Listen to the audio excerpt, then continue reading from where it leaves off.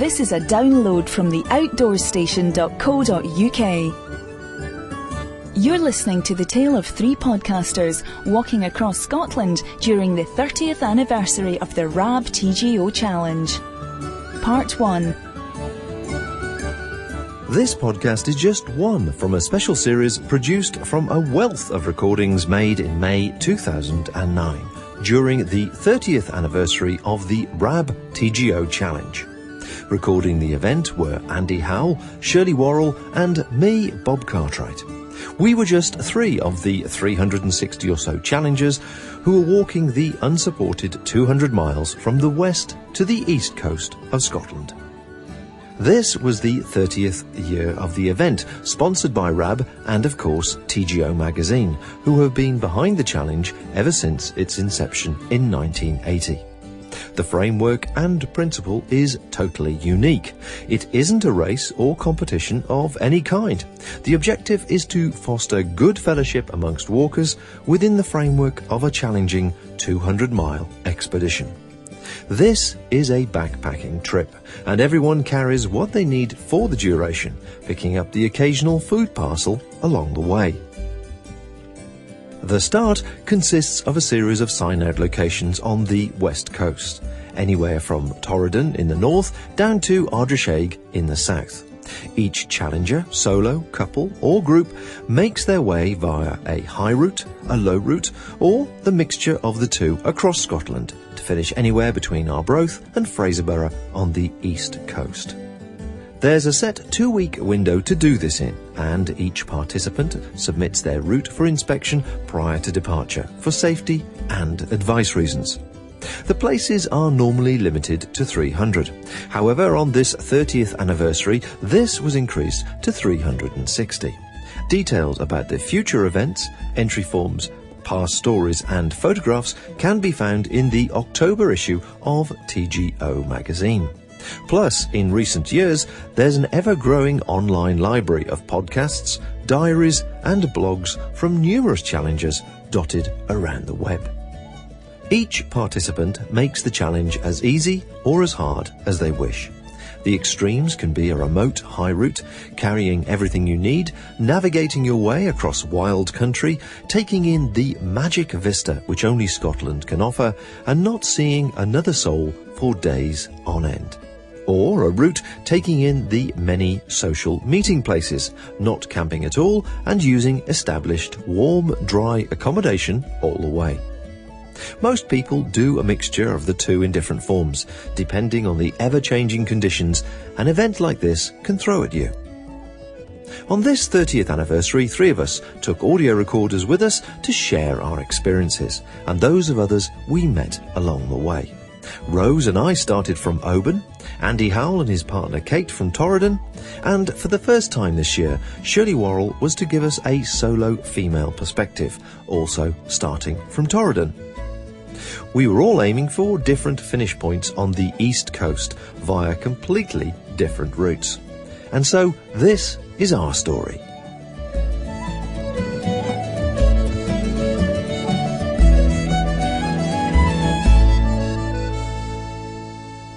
Day 1 of the challenge, and we're at the Cromarsaig B&B, which is an ideal place for a Torridon start to the challenge, Torridon being the most northerly start option that's available to us. It's a great place to start, not least because this B&B is owned by Tom and Liz Forrest, long-time challengers themselves. Indeed, Tom was on the very first challenge way back 30 years ago. We started from Birmingham on Wednesday night, taking the sleeper service up to Inverness, which we've kind of settled into. It's an almost magical service. You get on the train in the middle of a dark night in an industrial Midlands city, and you wake up in the morning, open the window of the berth to see heather, moorlands, mountains. It's a wonderful, wonderful experience. Inverness itself, the train station is a great meeting place, perhaps not as busy as Queen Street in Glasgow, but there were a number of challenges nonetheless, and as we got on the train to make our way down the line that serves Torridon, Plockton, Strathcowan and others, there were a number of challenges to talk to. So the first challenges of this year are Nigel and Lynn. Nigel, where are you starting from this year? We're starting from Dorney. And is that first time for Dorney? Have you been in this park before? We haven't done the challenge before. So what possessed you to try your luck on the challenge?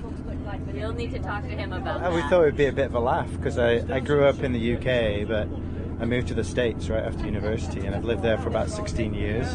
And then I've started getting into backpacking a little bit more in the last couple of years. And then we were going to do it, a bunch of us were going to do it last year, but we missed the cut-off. So we said, sure, why the hell not? It'd be a bit of a laugh. How difficult can it be? And then two of your friends had babies, so they're not here. So it's the two of us. So how long is it taking you to get over to Inverness? Well, we left from his folks' place near Manchester. They live in Clayton-le-Moors. So about an hour drive to the airport. Wait. Yes, you've not left you didn't leave California yesterday or something like that? We flew from Seattle on Monday night, and then starting on Tuesday, and then here we are Thursday. Now the challenge always prides itself on its international participants, but many of us are always fascinated about how on earth do you go about planning a crossing across Scotland from the other side of the world? With a lot of planning. So I ended up buying the QUO, the digital mapping software, and that's been brilliant. And then I searched a whole bunch of blogs. Unfortunately, there's it doodlecat.com? Yeah. There's a lot of prior blog diaries and so on there, which has been brilliant. So that was a really invaluable source of information. And then there was a challenge forums, and then I looked at some of the recommended books like Scottish Hill Tracks, and so Amazon.co.uk was shipping lots of things over. You can't go wrong with Scottish Hill Tracks. But the Quo Map software was just brilliant. You zooming in, and you could just buy the tiles that you needed. I just loved it. It was great. So are you wild camping or using B&Bs, or how are you doing it? Doing a combination of camping and B&Bs. I'm recovering from a 2-year heel injury from too much running. So we're taking it easy this year, and next time we do it, what does the route look like?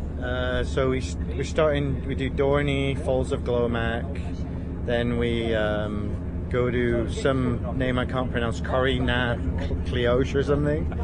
Supposedly wild camp on there, but given the snows and blizzards, that's probably not likely. I gave up trying to pronounce these names years ago. And then we're going to go to Coogee, stay overnight at Coogee Lodge. That's our first B&B. From there, Fort Augustus. I think then we go to Newtonmore, King Usi. Yeah, King Usi. Then from King Usi, I think to Braemar. Yeah. And then for Braemar, we go to Tarfside, and then North Waterbridge, and then St Cyrus. You'll have a great time. Are you going to be in Braemar at the weekend? Yeah, we're going to watch the band, or is it?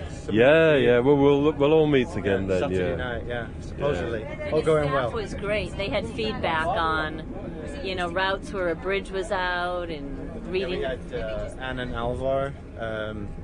They actually vetted our route. Yeah, they vetted mine as well. Yeah, they were brilliant. They said, "Oh, that bridge that you told me you were going to take, you can't get over it. You got to go around the lock and stuff." So she was very, very detailed. It was great. There's another clutch of challengers here. Who am I speaking to now? My name's Peter, from Holland. And is this your first challenge? Or? It's my third. And where are you starting from this time? Stratcairn. I guess a great start. I started from there last time. What is it that brings you back to the challenge year after year? Strange people like you. There's certainly lots of strange people on the channel. So it's as much a social event as a walking event for you. Yeah, it's a social event, yeah. And with some walking in between. Yeah. And do you visit many of those famous hostelries along the way? Well, I try to avoid some of the famous places this time. Oh, yeah? So what's the route looking like this time, Peter? I don't know yet. I made a rough route, Drumna Droghit, Aviemore, Bellatar, and then Tarfside for the social. But no Braemar? No Braemar this time. No Localita Lodge. I think the combination of Braemar and Localita Lodge is almost fatal, but there you go. Okay. Well, have a good crossing anyway. Thank you. Here I've got Doug and Howard, who between them have got how many crossings between them? Crossings each. And the first one was way back in the 80s. 85, and the last one was 2 years ago. So we haven't exactly we haven't crossed every year, but quite regularly, yeah. Yeah, I mean, the trouble with doing the challenge every year is that it makes it more difficult to do something else. And I mean, although when you look out the window and you see this stunning scenery, it's kind of good to remind yourself that there are other places to go. Yes. An interesting fact I just thought about is I have the same rucksack this year as I had in 1985. That must be quite unusual, a challenge. It is, and also I found that it is lighter than some of the more recent rucksacks, presumably because it doesn't have so many fittings and straps and goodness knows what. There you go. So this lightweight thing isn't that new. I mean, what is it about the challenge that keeps you coming back, time after time and time? Two things for me. Firstly is the sort of wilderness experience, which is just a fantastic time. Camping wild up in the hills is wonderful, but it's also a social thing as well, and it's great to meet people every year, new people some years, and other years you meet people that you've seen many years ago. And the last challenge I did 2 years ago, I hardly met anyone on the whole route, so that was still a different one, but it's a combination of two things really. Yeah.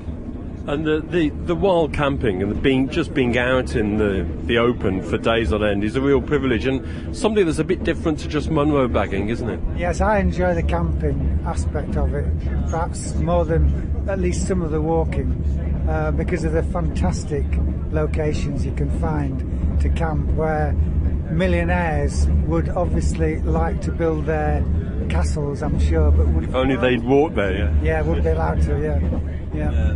And so what's the route looking like this year? This year we're starting from Torridon and keeping a fairly northerly route. I'm going to cross Loch Ness from Drum to Inverfarraig. Howard's going to Inverness. Yeah.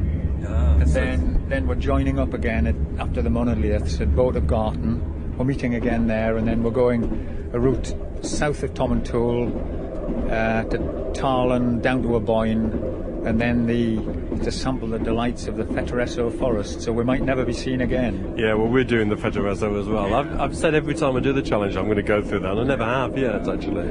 The first time we did the Fetteresso forest, which was 1987, we're using a map which didn't have hardly half of the forest wasn't on it, so we picked a route over these hills, and when we got there, they've planted trees, and we're floundering around in waist-high heather, trying to find our way around these belts of trees that weren't on the maps we had. So what we've learned since then is buy fairly up-to-date maps, and it makes it such a big difference. Always a big investment. Howard, how are you getting through the monolith from Inverness?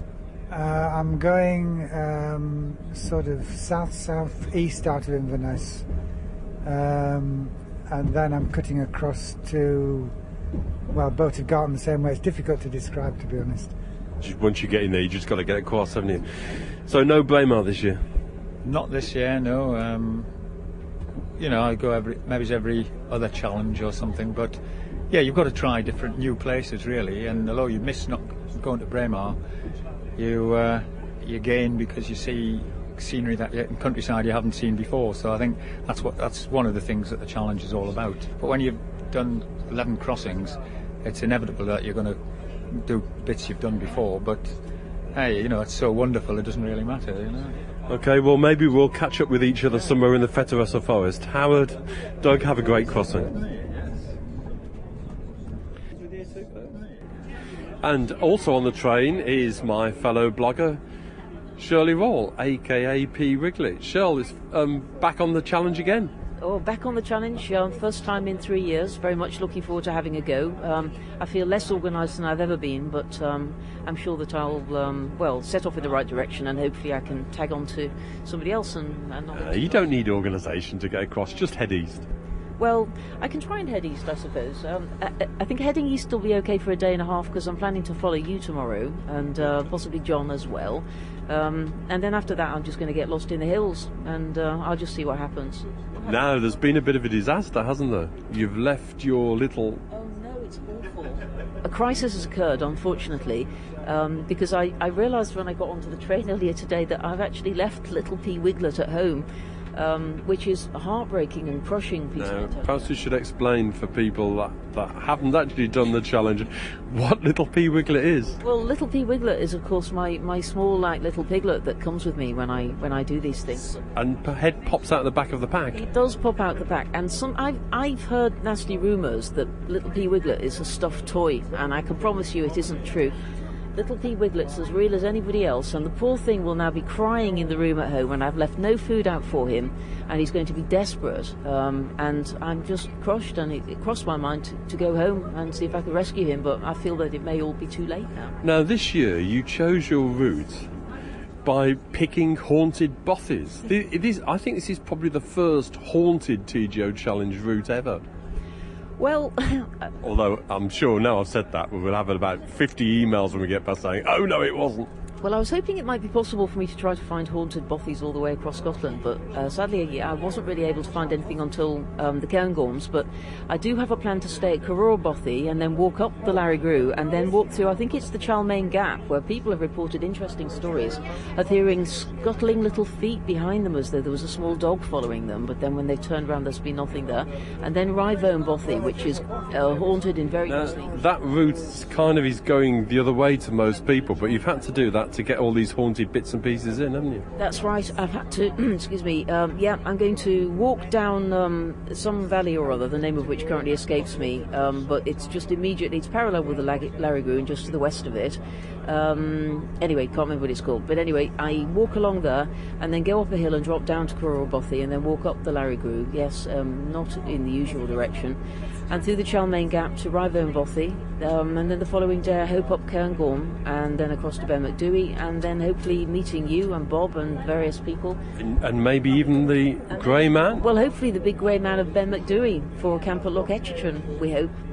Ronald Turnbull, who's written a book about the Grey Man of Ben Macdui, says he hasn't been seen for a long time. Well, I don't know. I mean, Ronald says that, but it's just possible that he might be tempted out of... I suspect Ronald just doesn't drink enough whiskey when he's on the hills. Well, it's possible, but, I mean, it's also possible that Ronald is in league with the big Grey Man, and the big Grey Man may be trying to keep his head down at the moment, and, it could be that they're just trying to keep him quiet. Now, well, if there's anybody that's going to track him down, I'm sure it's you. Now, this year, Uncle Bob Cartwright, that ageing DJ... Blessed be his name. Has given you a little recorder so that you can do some podcasting with us as well as you go across Scotland. He has, and here it is in my sweaty little hand. I'm holding Bob's little recorder. Not doing a great deal with it at the moment, but yes, so it's my intention to inflict it upon people as I walk across. And I hope to interview the ghosts in the haunted bothies and possibly the big Grey Man. That could be a major scoop when we get to the Larry Group.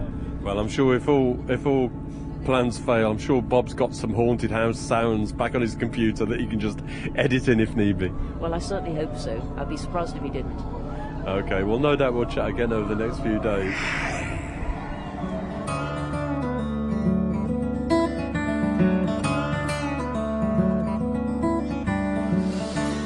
Well, so here we are in the hostel in Torridon on the Friday morning. It's, what time is it? It's 7:30. The weather's absolutely filthy.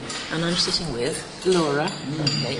And so Laura, tell us what your plans are and where are you planning to go and so forth. I was heading up the Bealach, but it looks as though we might be rerouting along the road and then over the Coolin Pass instead, because the weather is so foul. The weather's really disgusting, isn't it? When we had a look, we found that there are snow-capped peaks where there were no snow-capped peaks yesterday. And when we look at the rivers on the side of the mountains, we see, great foaming white torrents. And so it's all looking pretty big terrifying. Waves and everything. Yeah, so there's a lot of people in here sort of wading through their breakfast muesli and staring at maps and revising plans to do exciting things on the way down to Craig and similar places. So, Laura, is this your first challenge? Or no, it's my second. So, when did you do your first one? I did it last year, but with a friend. Okay. So, she's away to South Africa this year, so I'm doing it on my own. Fantastic. And what sort of experience did you have? Did you enjoy it? It was actually fantastic. I can't think of a better word. Where did you start? We started at Dorney, which was magical, and it just got better and better. The weather got better, the views were fabulous, the walking was great, and I've met loads of really, really interesting people. It was excellent. I didn't do the challenge last year, but I've heard a lot of people say that the weather was absolutely phenomenal. So tell me how lovely it was. Make me feel really bad. Well, the sky was blue for a start. You could see. I think for some people it was a little too warm, but it was fine. It was just fine weather for walking. We had one wet day early on, and then after that it just carried on being good all the time. Right. The downside of that was it was very cold at night. Right. Because the skies were clear. You know, blankets are off. Yes. No heat at night. So we had a few icy mornings in the tent, but apart from that it was... As we're sitting here, in fact, somebody's just been turning the lights on and they were flickering, and I jumped because we read in the forecast yesterday that there was lightning predicted for yesterday, didn't we? And for a horrible moment I thought it was happening and I was about to run screaming from the room. But, no, I think we're all right indoors. Yes, well, let's hope so. All right then, well, I might pop along and see if I can have a brief chat with some other people shortly. It's now 10 to 8. The weather hasn't improved. The sound of the rain beating down on the outside of the building is absolutely terrifying. And here I am talking to somebody who isn't, in fact, a challenger. Who am I talking to? Merv Dudson. OK, Merv. And can you tell us what it is that you're doing here? I'm doing a cycling tour. We're starting off, came up from Inverness yesterday up to Torridon. Right. And today it's not a nice day. And we're heading down for Gairloch, Cairnsherry. And afterwards, yes, we're going round to Liverpool. We're spending a night at the youth hostel there. We're going to learn Loch Broom, right. Brunard Bay. Following day, we're going up to Kyleskew, round the coastline, right. round by Loch Inver, right. staying at a hotel at Kyleskew, and the following day up to Durness, right. staying at the private hostel up there. Okay. Then go round down the dock and down to Carbisdale Castle, right. Carbisdale down to Inverness, train home. We're just out for 7 days. So 7 days, because we actually met on the train yesterday, didn't we? Yes, we met on the train, yes, I remember you. I noticed that you had what looked to me like a very sophisticated sort of bike, but you were saying that it wasn't ultra sophisticated. So no, not in modern... So what? Tell us about your bike. What's it? It's a Flying Scot. Okay. It was quite a common bike in the 50s and 60s. Okay. But they don't make them anymore now. All right. But I always liked the Flying Scot. Right. Well, I was just asking you about punctures, because although I've got a bike, I was explaining to you that I'm so hopeless that I have to ring for a taxi if I get a puncture. But you were telling me that you're well able to sort them out. Now, how long does it take you to fix? 10, 15 minutes. Always carry spare tubes. Okay. 2 or 3, always carry 2 or 3. And would you expect to get a puncture in the course of a day on this kind of a trip? Oh, always look for a puncture, but you can go weeks without it, and then all of a sudden you can get one or two in the same day. Right. So when I get back to the hostel, I repair the tube, and it's ready to put back in again. Okay. Well, I hope that you can manage to go for the whole week with no punctures at all. Oh well, hopefully too. So you're doing the cycle tour with a couple of friends. Yes, I have. And where are they now? Are they? They're in bed just now. Oh, they're still in bed. Oh, goodness. And so, what time do you think you might set off later on? Probably about 10ish. We're not in no hurry. Okay. No hurry, but it's a fairly short day. Right. And on a scale of 1 to 10, I mean, you've been doing this for many years. On a scale of 1 to 10, how would you sort of put the weather as it appears through the window at the moment? It's pretty foul today, isn't it? Oh, it's pretty foul, yes. It was horrendous yesterday. Yes. Because you were telling me as you were cycling over from Strathcarron, how long did it take you to... No, from Ashnasheen. Oh, sorry, I beg your pardon, yes. And how long did it take you to cycle here from there? Oh, hell, it was a horrendous wind in my face, probably 3 hours. 3 hours? Probably. Wow. Did you say that there were times, were you able to keep cycling all the time? Or? No, it was gusty. I mean, the bike was just about stopped at some parts. Right. You know, and the last mile I got a tailwind. Oh, right. Well, that must have been fantastic. Oh, it was good. I knew the hostel was just about there too. Well, listen, thank you very much indeed for being willing to have a chat. That's been very, very interesting. It's always interesting to speak to the people in hostels and find out what the others are doing.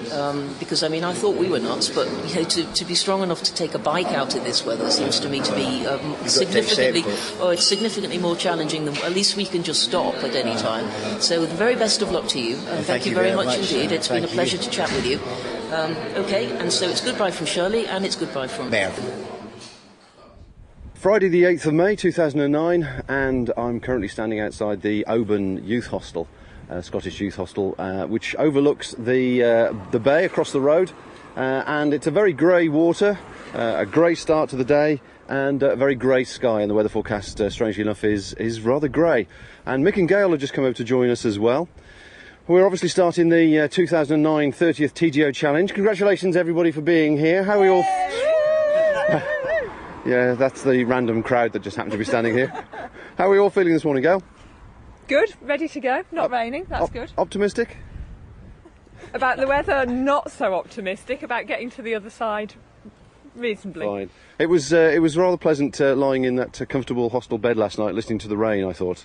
It was better than being in a tent and having to get it down in the rain this morning. Yes, especially after a full day travelling. Mick, what did you think of that fish and chips last night at the Oban Fish Shop? I must recommend it. We've got to come back. We'll do it again next year, right? It's worth doing, isn't it? Just for that. Just for that, yeah. We just do a day's walk and then we'll come straight back tonight for fish and chips. Yeah, superb fish and chips, superb. And Oban's quite a sweet little place as well. I can see how it's been a sort of a cross between a tourist town and a fishing station over the years.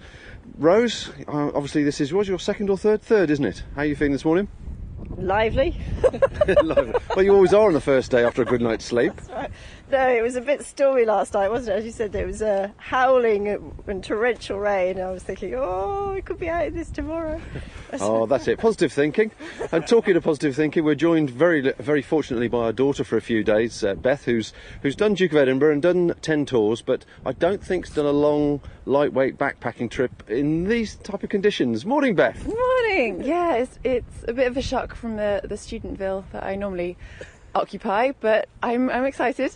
So you're taking a few days off university. Where would you normally be at 8 o'clock in the morning on a Friday morning? On a Friday morning, probably just waking up. Yeah. Maybe just like meander downstairs, have a nice cup of coffee, maybe go back to bed. So you're ready to rock and roll then? I am. I'm excited. Ready to go. Excellent. Well, we might as well head off and join a few other people that seem to be coming out of the youth hostel, and we're all going to head out of Oban, I'm sure, bomb-burst in different directions. So we'll keep you informed as we go through the day. But at the moment it's grey, chilly, breezy, weather forecast not so good, a bit of sleet and snow a bit later on, but typical challenge weather. Right, we'll catch you later. Cheers.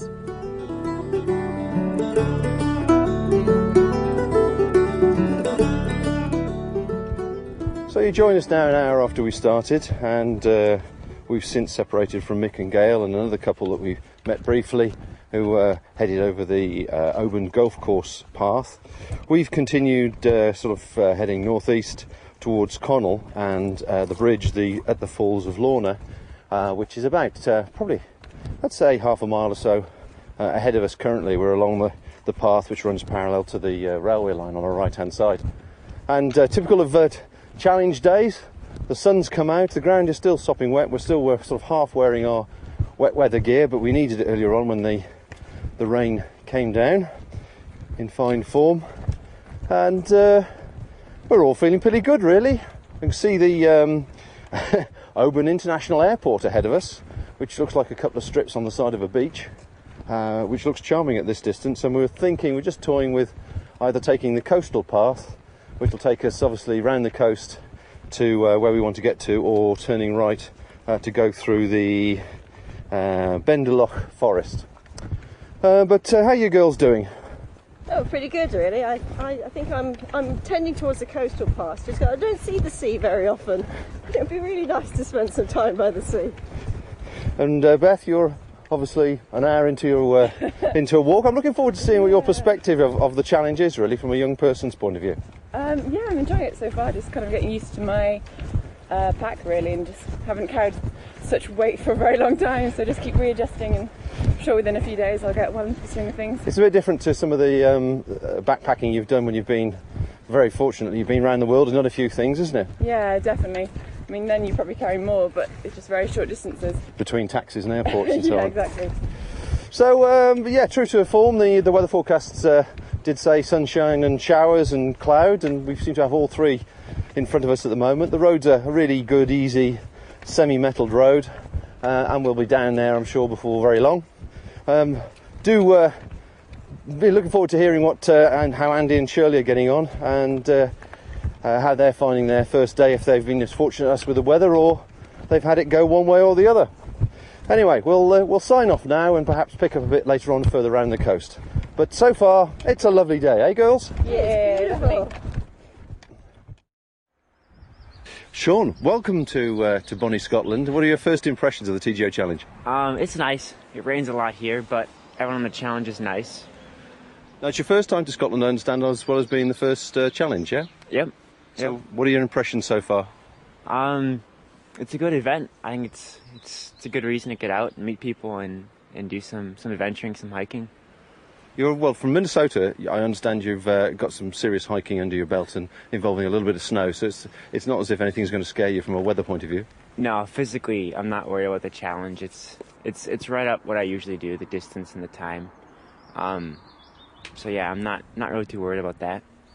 And gear-wise, you're obviously using a Go Light pack, so you've learned the lightweight philosophy of things. I understand you eat as you go along. Just tell us a little bit about your approach to it from somebody approaching from the US. Obviously, we might have people coming in the future who might like to hear what he's got to say. Yeah, well, most of the time when I do hikes, even in the States, I don't really follow the lightweight approach. It's more of an effective approach. So if it doesn't do you any good, if it's just so tiny and so fragile, even though it's light, it doesn't do you any good. So and as far as food, I like to things that have a lot of calories per ounce, that are real dense and a lot of nutrients, so that weighs less. That's a big part of a lot of people's pack weight. But you're using a Henry Shire's tent and a Pepsi can stove, I understand, as a heating method. Yep. So it's my entire cook kit, pot and everything is about 3/4 of an ounce. So it's not that, it's ridiculously light, actually. So that is kind of fragile. It will break if I step on it. Okay. But the tent actually is a new addition for me. I'm used to doing the 5-6 pound dome tents that are just massive and just fortresses. But I kind of like to get into the lighter weight tents. I'm not really too big of a fan of tarps, actually, just straight tarps. But the tarp tents, the Henry Shires, I think are pretty good. Yeah, well, I've seen somebody use one before, and it was a good combination of protection as well as keeping away the midges. Although we're a bit early for the midge season, really, they are pretty unpleasant when they do turn up. Just make sure you pitch it definitely with the tail into the wind, because otherwise it'll pick the wind up. So food, you sort of eating as you go along, sort of food, energy bars and granola, that sort of thing? Yep, stuff like granola, gorp, crushed Pringles, actually, I find work really well.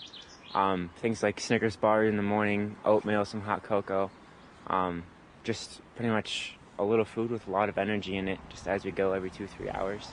So, and I also must explain to listeners, you're also a student as well. So they've got to temper your choice of food to student food. Yeah, it's a lot of what most backpackers would consider snack food and junk food. But I've had it checked out and I've looked at the nutrients in it, and it works pretty well, actually. Well, it sounds like you've done your research, and certainly looking at your route map, it looks very interesting and ambitious, I would say. You want to pick off quite a few Munros and peaks on the way, and I wish you all the very best. Hopefully I'll catch up with you perhaps towards the end.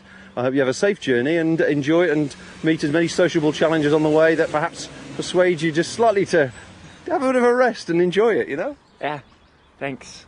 Good, well, safe travels, and we'll catch up with you in Tarfside, or before, or after, or even somewhere along the way. Somewhere along the way. You take care. Okay, thanks, Bob.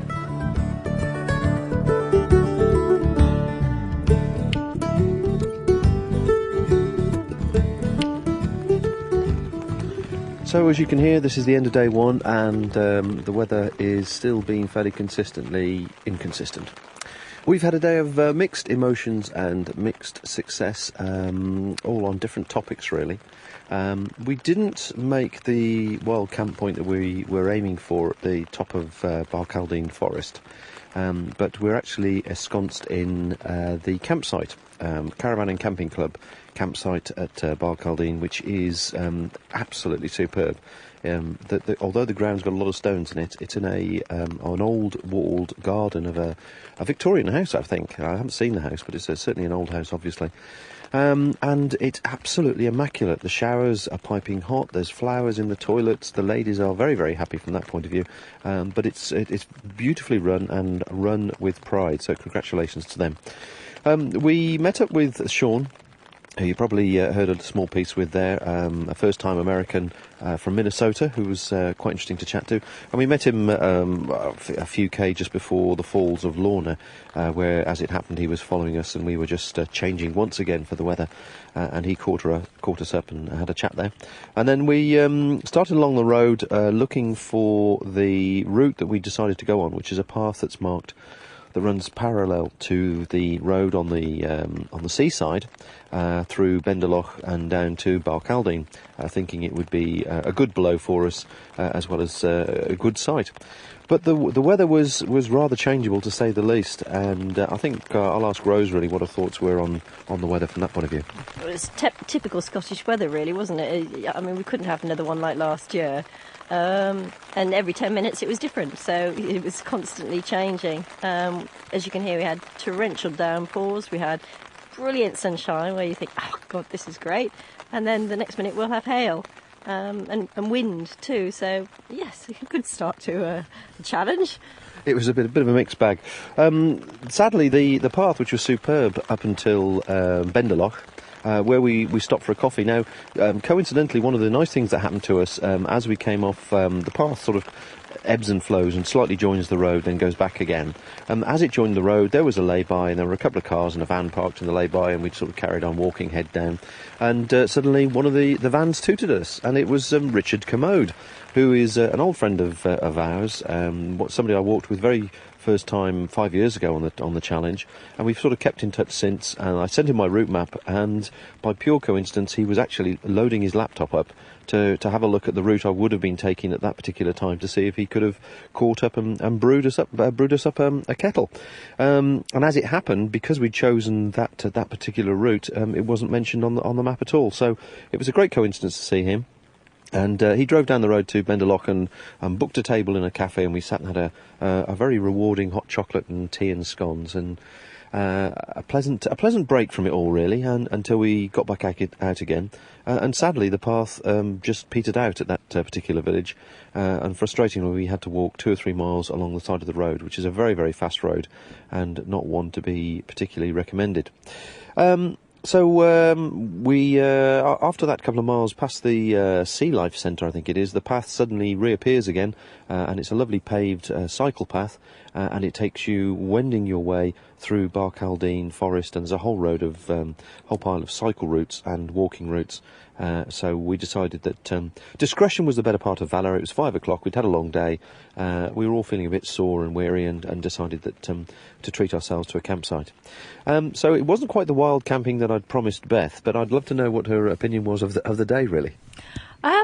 Well, initially, I think I'm just kind of getting used to the Scottish weather. The rain was expected, but the sunshine and the hail were a bit of a surprise, but all good fun. And again, just getting used to packs and making sure it sits right, and getting kit on, getting off, and putting tents up. It's just kind of getting used to the routine, really, and I suppose within a few days I'll be a dab hand. You'll be a natural. I hope so. We've had 1 or 2 interesting moments. One that's just happened because we've just eaten a dehydrated meal that we've dehydrated, a curry and rice, and in the process of doing that, the heavens opened again. Beth was sitting outside the tent, and what happened, Beth? Well, I dashed to my tent to close it up. In the meantime, you were obviously lovely, and you tried to move my food out the way. In the process, tipping over the gas stove still alight, and setting fire to my jacket, which was great.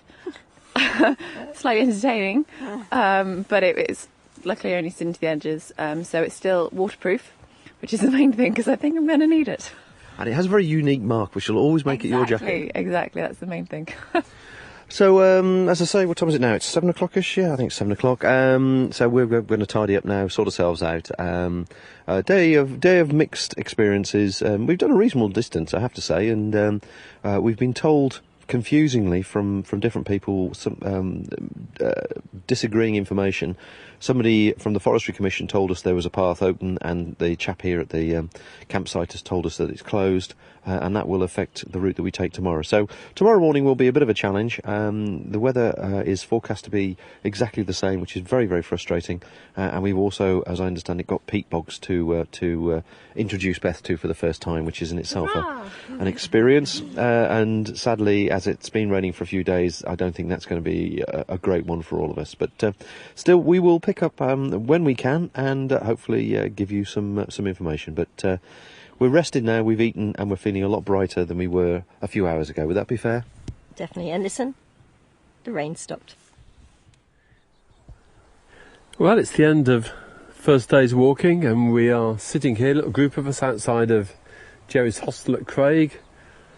Nice lilting sun shining through the clouds, lovely and warm. Little butterflies flitting across the ground in front of us, but it wasn't always going to be like that. We've all taken our bad weather routes today because the weather this morning was quite atrocious, and I've got Colin in Ibbotson with me here. Colin, you walked across much of the land that we were going to walk across yesterday, and you were very insistent we shouldn't go that way today. Well, I think it was probably the right decision as well. I mean, I came over from Strathcarron yesterday, and obviously it's rained a lot since then, and the rivers were pretty bad. It was up to my mid-thigh at one point, and the winds were so strong that you could barely stand. One of the guys actually got blown over, and if you look at his face, he took a nasty knock, didn't he? So I think we made the right choice. Yeah, the winds were predicted to be even higher today, but we've had a fair amount of rain and a bit of freezing snow, but we all walked the long approach through the Colin Pass, which was actually rather a spectacular walk, wasn't it? It was actually. It was a bit of a surprise to say it was a foul weather alternative. You don't usually expect too much from them, but it was actually quite a stunning walk. Apart from, because we had a bit of a road walk to start off with, which wasn't the greatest, but scenery-wise it was superb. And then after that, the walk through the Colin Pass was actually beautiful. Shirley's with us. Did you enjoy that walk today? Well, I did actually, considering how revolting the weather looked this morning. It turned into a lovely walk in beautiful surroundings. We didn't get a lot of rain. Inevitably it rained when we stopped for lunch, but I suppose, that's just to be expected. So yeah, it was great. Join us next time as the journey across Scotland continues on the 30th Anniversary TGO Challenge 2009. This independent programme has been brought to you by theoutdoorstation.co.uk.